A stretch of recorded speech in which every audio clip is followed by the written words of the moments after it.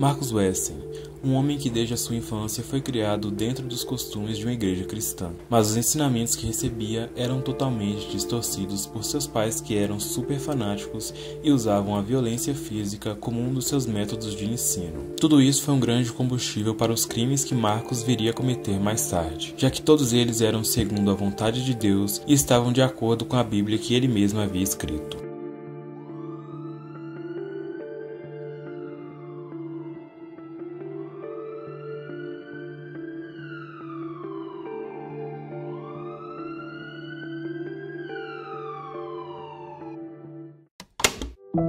Marcus Wessen nasceu em 22 de agosto de 1946 na cidade de Kansas, nos Estados Unidos. Sendo o mais velho de 4 irmãos, Marcus vinha de uma família muito problemática. Os seus pais o forçavam a enxergar tudo através da religião e da Bíblia. Ele e sua família eram membros da Igreja Adventista do Sétimo Dia. Se algum dia ele dissesse que não estava afim de ir para a igreja, ou em vez de ir ao culto ele preferisse brincar, ele era agredido por sua mãe, que, por mais irônico que possa ser, usava a Bíblia para bater no menino. O pai de Marcus, o pastor Benjamin Wesson, era tão fanático como a mãe, mas além de tudo isso, ele era alcoólatra e molestador de crianças. A sua principal vítima era Marcus. Segundo o próprio Marcus, durante o dia ele era espancado pelo pai e molestado durante a noite. Mas o motivo desses abusos não eram apenas pelo vício de seu pai em bebidas. Ele ainda dizia que tudo isso fazia parte dos ensinamentos bíblicos recebidos por Deus que ele tinha que passar ao seu filho. Com todos esses ensinamentos, não era surpresa para ninguém Marcus não ser uma criança muito normal. Enquanto a maioria das crianças gostavam de brincar com jogos, bonecos, videogames e coisas do tipo, a brincadeira que mais atraía Marcus era fingir ser um pastor cuidando dos membros de sua igreja. Com a combinação dos ensinos perturbados que recebia de seus pais e a mente fértil de uma criança, ele estava convencido de que seus pais eram vampiros que possuíam almas. Mesmo isso se parecendo um pensamento bobo e infantil de uma criança, mais tarde viria a tomar uma proporção assustadora e mortal. Durante o seu período escolar, Marcus era um aluno comum que não chamava atenção e poderia facilmente se passar despercebido, já que não tinha amigos, não participava de festas e nem nada do tipo. Aos seus 14 anos, ele se mudou com sua mãe para uma cidade da Califórnia chamada São Bernardino. Nessa época, o seu pai havia abandonado a família para morar com um dos seus sobrinhos, no qual ele tinha um relacionamento. Depois de mais de 10 anos, o seu pai retornou para casa, quando o relacionamento que tinha com seu próprio sobrinho chegou ao fim. Nesse momento que Marcus estava extremamente obcecado por religião, viu as ações do seu pai e se convenceu de que era comum pessoas ter relações sexuais com próprios membros da sua família.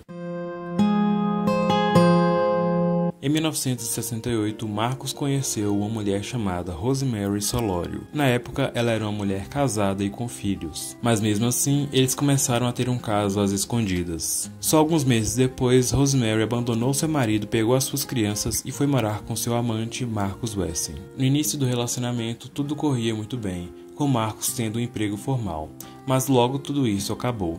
Pouco tempo depois, ele estava desempregado e vivendo com os benefícios que Rosemary recebia do governo. Já em 1971, eles tiveram seu primeiro filho, chamado Adair Wesson. Porém, Marcus dedicava mais o seu afeto a uma de suas enteadas chamada Elizabeth, de 8 anos. A partir dessa época, como seu próprio pai fazia, ele passou a molestá-la. Mas ele dizia a ela que tudo aquilo era normal e correto, já que Deus havia escolhido Elizabeth para ser a sua esposa prometida. Nessa época, Marcus, com 27 anos, realizou uma cerimônia de casamento na sua própria casa. Mas não foi uma cerimônia comum entre ele e Rosemary, mas sim entre ele e a sua enteada de 8 anos. Nesse momento, ele já havia convencido Elizabeth de que a sua mãe já sabia e concordava com tudo. Durante a cerimônia, Marcus usava uma Bíblia que ele mesmo havia escrito.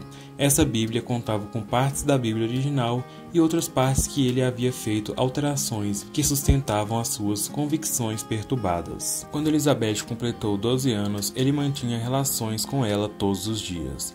Além dos abusos, ele ainda a submetia a uma lavagem cerebral, tentando a convencer de que tudo aquilo era normal e necessário. Aos 15, ela então se engravidou de Marcus. Neste momento, ele disse à sua atual companheira, Rosemary, que ele iria se mudar e casar com Elizabeth, e que os dois iriam constituir uma família ideal moral e, na visão dele, muito amada por Deus. Uma das irmãs de Elizabeth, que era viciada em drogas, deixou os seus 7 filhos com ela e Marcos, já que, segundo ela mesma, não seria capaz de cuidar. Com a família crescendo, Marcos chegou a pegar o carro de Rosemary para transportar todas essas crianças. Depois de se casar com a sua enteada, Marcos não tinha emprego fixo e vivia de golpes e benefícios que conseguia receber do governo. Nessa época, eles não tinham uma casa própria e constantemente se mudavam para casas abandonadas, barcos ou qualquer coisa que eles pudessem chamar de lar. Aos 26 anos, Elizabeth e Marcos já tinham 11 filhos. Na época em que foram morar juntos, Marcos era o responsável por educar as crianças e somente ele podia fazer isso. A educação das crianças tinha como base a sua Bíblia adaptada. Nessa versão da sua Bíblia, Jesus era retratado como sendo um grande vampiro. Não demorou para que Marcos começasse o processo de transformar as sobrinhas de Elizabeth, que ainda eram crianças, em suas esposas. Durante alguns meses, ele chegou a separar as meninas dos meninos com medo de que eles viessem a desenvolver qualquer tipo de relação. Já em uma outra de suas cerimônias de casamento, ele se casou com 3 crianças sobrinhas de sua esposa Elizabeth, que se chamavam Ruby, Rosa e Sofina. Na época, elas tinham 7, 8 e 11 anos. Durante toda a noite do dia da cerimônia, ele manteve relações com elas. Segundo ele, isso seria para consumar aquele perturbado casamento. Quando elas chegaram à puberdade, também foram engravidadas por Marcos.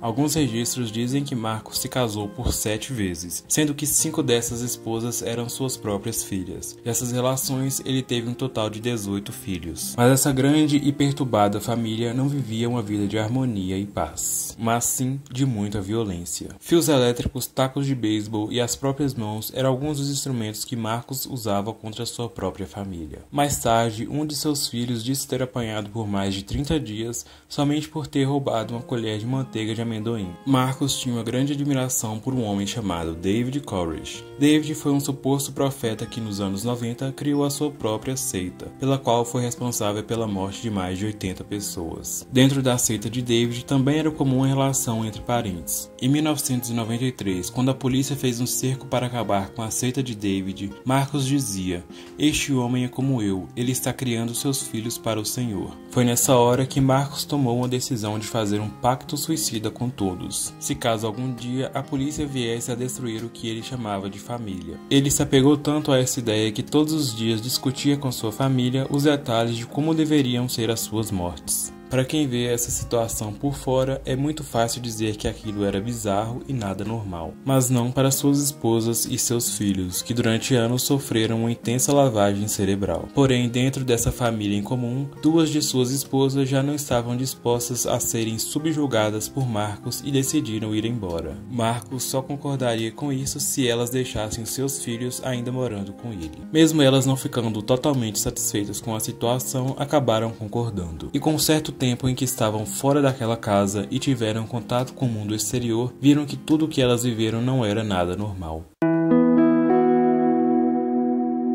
Então, em 12 de março de 2004, elas reuniram algumas pessoas e foram até a casa de Marcos para obter os seus filhos de volta. Os vizinhos, vendo toda aquela comoção, chamaram a polícia. Marcos ainda teria tentado acalmar as pessoas que estavam aos gritos em frente à sua casa, mas não teve muito sucesso. Ao chegar ao local, a polícia acreditava se tratar apenas de uma briga comum pela custódia de algumas crianças. Nessa hora, Marcos entrou em casa e trancou a porta. Momento em que todos ouviram um disparo e logo após uma sequência de vários outros. Momentos depois, Marcos sai da casa completamente coberto de sangue. Muito calmo e sem oferecer nenhuma resistência, ele foi preso. Naquele momento, Marcus Watson cometeu o que havia prometido se algum dia a polícia chegasse a invadir a sua casa para destruir a sua família. Quando a polícia foi verificar a cena do crime, se depararam com uma pilha de 9 corpos. Marcos assassinou 9 de seus filhos, porque ele acreditava que era Jesus e que se alguém tentasse separar a sua família, então ele teria que fazer com que todos fossem para o céu. Dentre uma das passagens da sua Bíblia própria, estava que beber sangue era a chave para a imortalidade. Antes desse massacre, ele já havia comprado até mesmo alguns caixões velhos, que seus filhos usavam como suas próprias camas.